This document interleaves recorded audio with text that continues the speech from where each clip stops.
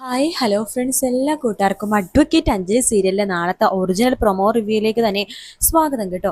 Channel ആദ്യമായിട്ടാണ് കാണുന്നുണ്ടെങ്കിൽ ഒന്ന് സബ്സ്ക്രൈബ് ചെയ്ത് ലൈക്ക് ചെയ്ത് സപ്പോർട്ട് ചെയ്യാൻ വേണ്ടി മറക്കല്ലേ. അങ്ങനെ നാളെയാണെന്നുണ്ടെങ്കിൽ അഞ്ജലിയും അതുപോലെ തന്നെ അർജുനും കൂടി ചോദിക്കുന്നുണ്ട് അമ്പാടിയുടെ അമ്പാടി, അന്ന് എന്താണ് ശരിക്കും നടന്നത്, അമ്പാടിക്ക് പറയാൻ പറ്റുമെന്നുണ്ടെങ്കിൽ പറയാവോ എന്ന് ചോദിക്കുമ്പോഴേക്കും അമ്പാടി പറയുന്നുണ്ട്, അന്ന് സംഭവിച്ച കാര്യങ്ങളെല്ലാം തന്നെ പറയാണ്. പത്മിനിയും കൂട്ടിക്കൊണ്ട് അമ്പാടി വരുന്ന സമയത്ത് മൊത്തം നാല് ഗുണ്ടകൾ ബൈക്കിലായിട്ട് ഇവർ ഫോളോ ചെയ്യുന്നുണ്ടായിരുന്നു.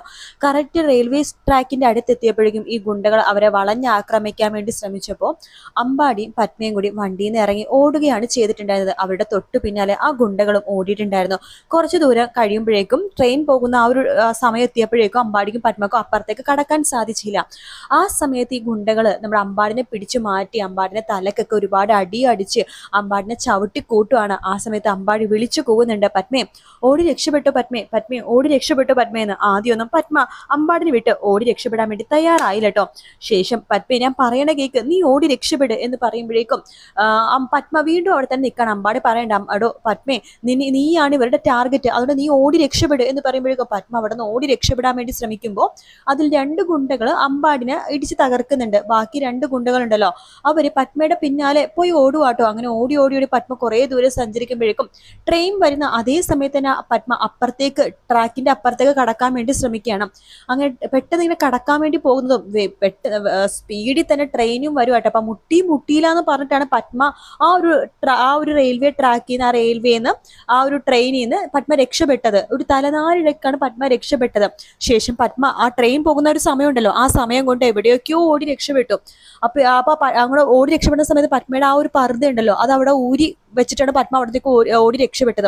അപ്പൊ ഈ ഗുണ്ടകള് ട്രെയിൻ പോയി തട്ടിമുട്ടി പത്മ മരിച്ചു എന്ന് തന്നെ വിചാരിച്ചിട്ട് അവിടെ നിന്ന് പോവാൻ പോകുമ്പോൾ ഈ പത്മയുടെ ആ ഒരു പർദ്ദ അവിടെ കിടക്കുന്ന കാണുന്നുണ്ട്. അതുപോലെ തന്നെ വേറൊരു പെൺകുട്ടി റെയിൽവേ ട്രാക്കിൽ മരിച്ചു കിടക്കുന്നുണ്ടായിരുന്നത്, ആത്മഹത്യക്ക് ശ്രമിച്ച് മരിച്ചു കിടക്കുന്നുണ്ട്. അപ്പൊ ഇവർ വിചാരിച്ച ആ പത്മയാണ് അത് കിടക്കുന്നത്. അപ്പൊ ഒന്നും മനസ്സിലാവാത്ത രീതിയിലാണ് ചിന്നി കിടക്കുന്നത്, പത്മയാണോ അല്ലയോ എന്ന് അവർക്കും അറിയില്ല. പക്ഷെ പത്മയാണെന്ന് അവർ തീരുമാനിച്ചു, കാരണം പർദ്ദ അവിടെ കിടക്കേണ്ട ഒരു പെൺകുട്ടിയാണ് മരിച്ചിരിക്കുന്നത്. അങ്ങനെ പത്മ മരിച്ചു എന്ന് പറഞ്ഞിട്ട് ആ ഗുണ്ടകൾ അവിടെ നിന്ന് പോവാണ്. പക്ഷെ പത്മ മരിച്ചിട്ടില്ല, പത്മ അവിടെ എവിടെയോ തന്നെ ഉണ്ട് കേട്ടോ. അപ്പൊ ഇങ്ങനത്തെ സംഭവങ്ങളൊക്കെ തന്നെ അമ്പാടി പറയാണ്. പത്മ അവിടെ നിന്ന് ഓടി രക്ഷപ്പെടുന്നുണ്ടായിരുന്നു, പക്ഷെ രക്ഷപ്പെട്ടോ ഇല്ലയോ എന്ന് എനിക്കറിയില്ല. പിന്നെ ബോധം മറഞ്ഞു പോയി. പത്മ എവിടെയാണ്, പത്മ രക്ഷപ്പെട്ടായിരുന്നു, പത്മ ഇപ്പൊ എവിടെയാണുള്ളത്, തമിഴ്നാട്ടിൽ തന്നെയാണോ, കോടതിയിൽ കറക്റ്റ് സമയത്ത് വന്നോ, അഞ്ജലി കേസ് വാദിച്ചോ, കേസ് ജയിച്ചോ എന്നൊക്കെ അമ്പാടി ചോദിക്കുമ്പോഴേക്കും അമ്പാടിയുടെ പത്മ മരിച്ച കാര്യമൊന്നും ഇവർ പറയുന്നില്ല. പത്മ കോണ്ടാക്ട് ചെയ്തില്ല, പത്മേനെ അന്വേഷിച്ചുകൊണ്ടിരിക്കുകയാണ്, പേടിച്ച് എവിടെയെങ്കിലും മാറി നിൽക്കുകയായിരിക്കും എന്നൊക്കെ പറയുമ്പോൾ അമ്പാടി പറയണ്ട, അതെ അവളെ പേടിച്ചിട്ടുണ്ടാവും നന്നായിട്ട്, അവളെ അന്വേഷിച്ച് കണ്ടെത്തണം, എന്നിട്ട് ഇങ്ങോട്ട് കൊണ്ടുവരണം, എനിക്ക് അവളെ കാണണം എന്നൊക്കെ അമ്പാടി പറയണം. അഞ്ജലിക്ക് ഭയങ്കര വിഷമമാണ്. ശരി അമ്പാടി എന്ന് പറഞ്ഞിട്ട് അഞ്ജലി വേഗം പുറത്തേക്ക് ഇറങ്ങിയിട്ട് പൊട്ടിക്കറിയാട്ടോ. അർജുൻ പറയണ്ടടാ, ഞാൻ നിനക്ക് എന്തെങ്കിലും ഫുഡ് എന്തെങ്കിലും കൊണ്ടുവരാന്നിട്ട് അർജുനും പതുക്കെ നൈസായിട്ട് പുറത്തിറങ്ങണം. എന്നിട്ട് അഞ്ജലിനെ സമാധാനിപ്പിക്കുന്നുണ്ട്, താനിങ്ങനെ വിഷമിക്കല്ലേ, താനിങ്ങനെ ടെൻഷൻ ആവല്ലേ, താനിങ്ങനെ തളർന്നു പോയിക്കാൻ ഞാൻ എന്ത് ചെയ്യും, അവന്റെ മുമ്പിൽ എനിക്ക് പിടിച്ചുപോലും നിൽക്കാൻ പറ്റുന്നില്ല, താനിങ്ങനെ പൊട്ടിക്കാരന് അവന് സംശയം തോന്നില്ലേ, ഇപ്പൊ തന്നെ അവന് എന്തൊക്കെയോ സംശയമുള്ള പോലെയാ എനിക്ക് തോന്നുന്നത് എന്നൊക്കെ സംസാരിച്ചുകൊണ്ടിരിക്കെ തന്നെ അവിടേക്ക് പെട്ടെന്ന് പോലീസുകാരൻ വരുവാട്ടോ. എന്നിട്ട് അഞ്ജലി അടുത്ത് പറയുന്നുണ്ട്, അതെ പോസ്റ്റ്മോർട്ടങ്ങളും നടപടിക്രമങ്ങളൊക്കെ കഴിഞ്ഞു, പത്മക്ക് ഏതോ ഒരു അപ്പച്ചി ഉണ്ടെന്ന് അഞ്ജലി പറഞ്ഞിരുന്നില്ലേ എന്ന് ചോദിക്കുമ്പോഴേക്കും അഞ്ജലി പറയണ്ട്, അതെ രാജകുമാരി എന്ന് പറഞ്ഞ സ്ഥലത്ത് ഒരു വൃദ്ധസദനത്തില് അവളുടെ അപ്പച്ചിയുണ്ട്, ഞങ്ങൾ അന്വേഷിച്ചായിരുന്നു, പുള്ളിക്കാരത്തി അവിടെ തന്നെയുണ്ട്, ഞങ്ങൾ വിവരം അറിയിച്ചിട്ടുണ്ട്, ഏതാനും നിമിഷങ്ങൾക്കുള്ളിൽ തന്നെ പുള്ളിക്കാരത്തി ഇവിടേക്ക് വരും എന്ന് പറയാണ്. പത്മയുടെ ഡെഡ് ബോഡി അവർ തന്നെ ഏറ്റെടുക്കട്ടെ, പത്മയുടെ ഒരു റിലേറ്റീവ് ആണല്ലോ. ശരി സർ, അഥവാ ആരും വന്നില്ലെങ്കിൽ ഞാൻ ഏറ്റെടുത്തോളാം, എനിക്ക് അവൾ സ്വന്തം പെങ്ങളെ പോലെയാണ്, എനിക്കറിയാം അഞ്ജലി എന്ന് ആ പോലീസുകാരൻ നന്ദനും പറയുന്നുണ്ട്. അങ്ങനെ സംസാരിച്ചുകൊണ്ടിരിക്കെ തന്നെയാണ് ആ ഒരു ഡെഡ് ബോഡി അവിടേക്ക് കൊണ്ടുവരുന്ന കേട്ടോ. പത്മയുടെ ഡെഡ് ബോഡിയാണെന്ന് തെറ്റിദ്ധരിച്ച് അഞ്ജലിയും അർജുനും ഭയങ്കരമായിട്ട് വിഷമിച്ച് കരഞ്ഞുകൊണ്ടിരിക്കുക കേട്ടോ. പക്ഷെ അവരത് തുറന്നു നോക്കുന്നില്ല.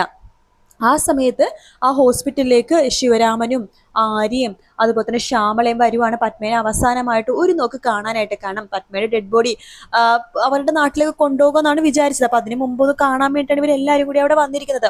അതേസമയം തന്നെ ഈ പത്മയുടെ അപ്പച്ചി എന്ന് പറഞ്ഞ പുള്ളിക്കാരത്തി ഉണ്ടല്ലോ, ആ പുള്ളിക്കാരത്തി അവിടേക്ക് വന്നിട്ടുണ്ട്. അയ്യോ മോളെ പത്മേന്ന് പറഞ്ഞിട്ട് കരഞ്ഞോട് ഓടി വരും കേട്ടോ. അപ്പോഴേക്കും പത്മയുടെ ഡെഡ് ബോഡി അവിടെ ഉണ്ടല്ലോ, ഇതാണ് പത്മ എന്ന് ചോദിക്കുമ്പോൾ പോലീസുകാർ അതെ ഇതാണ് പത്മ എന്ന് പറഞ്ഞപ്പോഴേക്കും അയ്യോ എന്റെ പൊന്നു മോളെന്ന് പറഞ്ഞിട്ട് ഭയങ്കര പൊട്ടിക്കരച്ചിലാട്ടോ പുള്ളിക്കാരത്തി, നെഞ്ചത്തൊക്കെ പിടിച്ച് കരയാണ്. അത് കാണുമ്പോൾ എല്ലാവർക്കും ഭയങ്കര വിഷമമുണ്ട്. തൊട്ടപ്പുറത്തുനിന്ന് ശിവരാമനും ശ്യാമളയും ആര്യയൊക്കെ വാവിട്ട് കരഞ്ഞുകൊണ്ടിരിക്കുകയാണ്. അപ്പോ അഞ്ജലിയും അതുപോലെ തന്നെ അർജുനും മാത്രം അങ്ങനെ പിടിച്ച്, അത് വിഷമമുണ്ടെങ്കിൽ പിടിച്ച് നിൽക്കാണ് രണ്ടുപേരും കൂടി ഇട്ടോ. അങ്ങനെ പത്മയുടെ ഡെഡ് ബോഡി ഇങ്ങനെ മുഖം ഇങ്ങനെ മാറ്റി നോക്കുന്നുണ്ട് ഈ അപ്പച്ചി. പക്ഷെ ആ മുഖം ഒന്നും കാണാനൊന്നും ഇല്ല, എല്ലാം മൂടി കെട്ടിയൊക്കെയാണ്.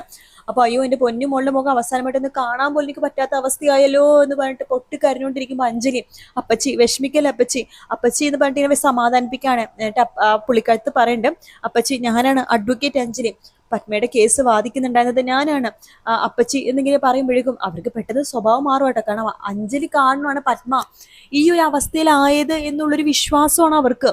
അതുകൊണ്ട് തന്നെ അവർ പെട്ടെന്ന് അഞ്ജലിയുടെ മുഖത്തേക്ക് നോക്കുകയാണ്. എന്നിട്ട് ചോദിക്കുന്നുണ്ട്, നീയാണോ അഡ്വക്കേറ്റ് അഞ്ജലി എന്ന് ചോദിക്കുകയാണ്. അതെ ഞാൻ തന്നെയാണ്. ഓ എന്റെ കുഞ്ഞെ കൊലക്ക് കൊടുത്തത് അപ്പൊ നീയാണല്ലേ? അപ്പച്ചി എന്തൊക്കെയാ പറയണത്? ഞാനോ? അതെ നീ തന്നെയാ. അവള് പറഞ്ഞതല്ലേ കേസും കാര്യങ്ങളും ഒന്നും വേണ്ടെന്ന്, കേസ് ജയിപ്പിച്ചു തരാം, അവളെ കൂടെ നിർത്താം എന്നൊക്കെ പറഞ്ഞിട്ട് നീയല്ലേ ഈ കേസിലേക്ക് അവള് തള്ളിയിട്ടത്, എന്റെ മോളെ കൊന്നിട്ട് നിനക്ക് സമാധാനമായോടി എന്നൊക്കെ പറഞ്ഞിട്ട് അഞ്ജലിനെ ഒരുപാട് കുറ്റപ്പെടുത്തുകയും കാര്യങ്ങളൊക്കെ ചെയ്യുന്നുണ്ട്. അത് കേൾക്കുമ്പോഴാണ് അഞ്ജലി ശരിക്കും തളർന്നു പോണട്ടോ. അത്രയും നേരം അഞ്ജലി പിടിച്ചു നിന്നു. അങ്ങനെ എന്തെങ്കിലും ആവട്ടെ, മനുഷ്യരല്ലേ, ഇന്നല്ലെങ്കിൽ നാളെ എന്തായാലും മരിക്കും. അപ്പൊ അത് ആ ഒരു രീതിയിൽ അഞ്ജലി പതുക്കെ ഓക്കെ ആവാൻ ശ്രമിച്ചപ്പോഴാണ് ഈ അപ്പച്ചി എന്ന് പറഞ്ഞ പുള്ളിക്കാരത്തി അഞ്ജലിയാണ് എല്ലാ തെറ്റും ചെയ്തത്, അഞ്ജലി കാരണമാണ് പത്മ മരിച്ചത് എന്ന രീതിയിൽ അഞ്ജലിനെ കുറ്റപ്പെടുത്തുമ്പോൾ അഞ്ജലി അവിടെ ഇരുന്ന് പൊട്ടിക്കരയാണ്. ശിവരാമൻ ഓടി വന്നിട്ട് അഞ്ജലി അടുത്ത് വന്നിട്ട് പറയണ്ടേ, മോളെ നീ സഹിക്കണം, നീ അതൊക്കെ സഹിച്ചേ പറ്റും, ഇങ്ങനെയൊക്കെ ഉണ്ടാകും, അവരുടെ മാനസികാവസ്ഥ കൊണ്ടാണ് അവരങ്ങനെ പറയണത്, അവർക്ക് കാര്യങ്ങളൊന്നും അറിയില്ലല്ലോ.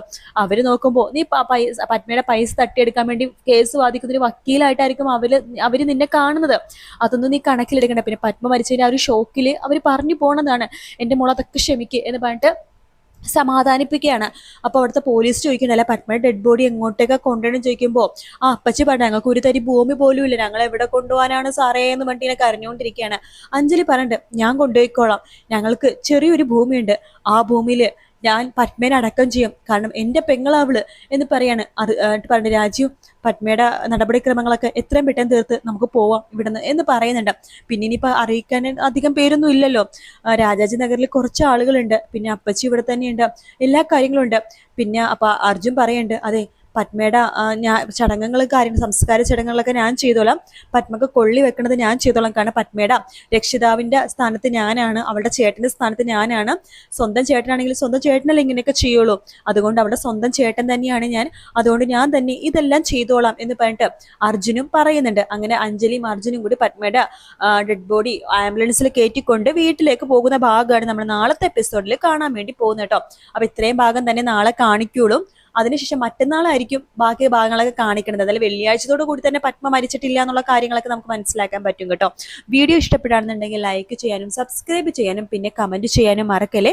മറ്റൊരു വീഡിയോ ആയിട്ട് നാളെ രാവിലെ കാണാം ഫ്രണ്ട്സ്. എല്ലാവർക്കും good night, take care, bye bye.